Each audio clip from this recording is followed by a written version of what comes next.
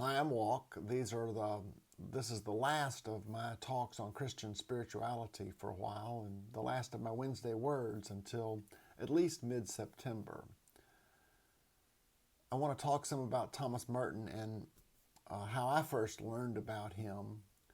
I was a first-year student at Louisville Seminary, and an upperclassman and I were sitting in a German Catholic bar in Louisville called Cursillo. And this neighborhood bar, and there are many in that part of Kentucky, I guess after class we were having a beer, and the upperclassman said, "Thomas Merton used to come to this bar." And I said, "Who?" And he said, "Oh, there was this cool monk, and he would escape over the wall of the monastery and to hitchhike to Louisville, and he came to this bar." And I had not heard of Thomas Merton. I knew some Catholic brothers. I went to Christian Brothers High School in Memphis, and some of my teachers were De La Salle monks, brothers, and I had heard stories of an occasional toast in the brothers' residence, and so the idea of monks having a beer didn't surprise me. Different from my Presbyterian upbringing, but so I began to encounter Thomas Merton's writings in class and in the library and among students as we talked, and there was a spiritual retreat and Merton was mentioned. When I was at Louisville Seminary, I never went down to Gethsemane Abbey, where Merton lived his cloistered life and where his hermitage, where he lived alone the last years of his life, is still located. I would like to go sometime.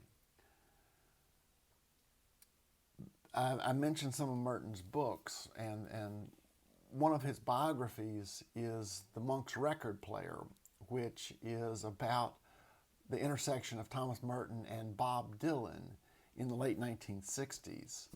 There was a record player in the monastery, and the library had some folk music. I mentioned last time about Merton journaling about Bob Dylan's lyrics, and also Johnny Cash. But in this book, and I couldn't find it to reference at this time, but I remember reading it last year, it mentions that one of Merton's friends was the priest at Holy Spirit Catholic Church on Lexington Avenue in Louisville, and how when he would be in Louisville on monastery business, Merton would go to Holy Spirit and say Mass for his friend, the priest there. And the nearest bar to that Catholic church is Gerstle's that I mentioned. And can I see Merton and his friend retiring to Gerstle's for a beer after Mass? Yes, I can. It's fun when a biography and stories and oral tradition complement each other and check each other out. Going back to my seminary days in Louisville, when I got back home to Memphis, I even saw some of Merton's books on my parents' bookshelf. He was very popular among even Protestants and Presbyterians in the 1960s and later. Some of his books, this is Faith and Violence, that he wrote about peace. He was a peace activist and protested the Vietnam War. I mentioned last time his famous memoir, The Seven-Story Mountain, which led many young men into the priesthood and into monasteries, especially in the years after the Second World War. He published that in 1947. There are a number of other books about Merton, and I commend them to you. Thomas Merton was a really significant person for Protestants and Catholics, and maybe even interfaith dialogue in the 1960s and beyond. He died tragically in December of 1968. He was in Thailand visiting with monks there. He had visited the Dalai Lama and talked with him about interfaith commonalities and what world religions had to say to each other and how to listen to one another. And he spoke, he was at a Red Cross retreat center in Thailand and spoke to Christians and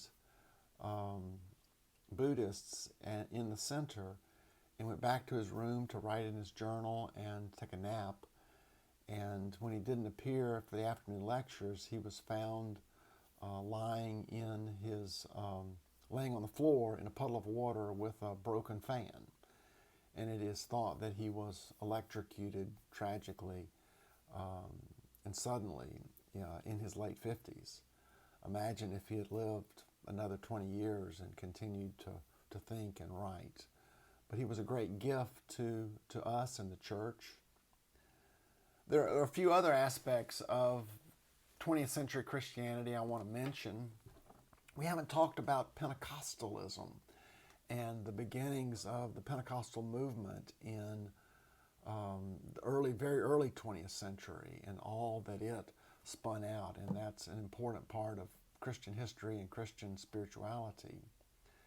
And so is Vatican II and a new emphasis on laity in the Roman Catholic Church and dialogues between Catholic and Protestant, both clergy and laity, lay people, regular folks.